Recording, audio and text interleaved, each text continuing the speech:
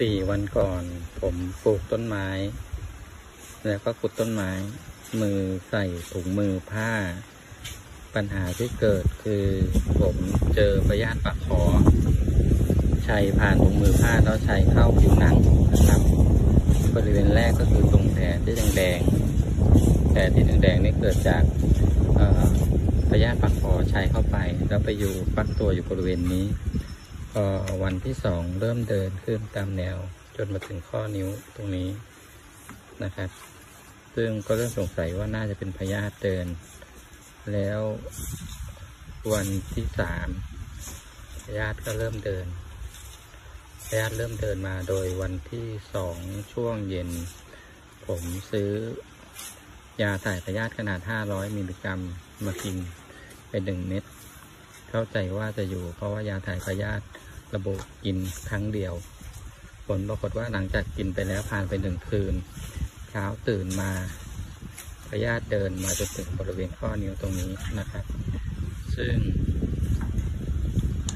ยาที่กินไปยังไม่สามารถจุดพยาธิได้จึงไปโรงพยาบาลทางแพทย์แจ้งว่าเป็นพยาธิปากคอนะครับที่ชัยเข้ามาซึ่งมันจะชัยไปเรื่อยๆมันจะมีอาการคันมากแล้วถ้าเราแกะบ่อยๆมันจะเป็นแบคทีเรียเข้าไปมันจะทำให้อักเสบและติดเชื้อได้ทางแพทย์ให้ยาถ่ายพยาธิขนาด200 มิลลิกรัมทานเช้าเย็นครั้งละ2 เม็ด3 วัน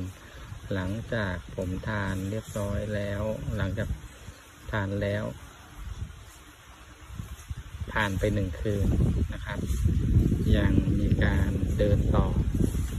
มาจนถึงบริเวณจุดนี้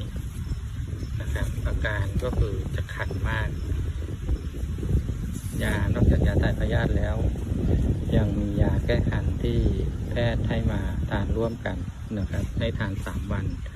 ซึ่งตอนนี้ทานยาผ่านจากที่แพทย์สั่งไปแล้ว1 วันต้องรอดูอาการนะครับว่ามันจะหายหรือเปล่าอยากจะบอกทุกท่านที่ดูคลิปนี้ว่า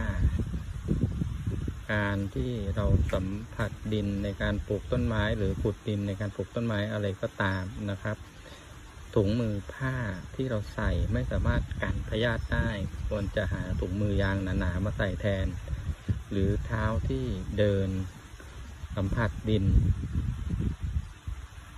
อาจมีพยาธิชัยเข้ามาได้นะครับอาการมันจะคันไม่เลิกนะครับคงต้องรอดูอาการต่อไป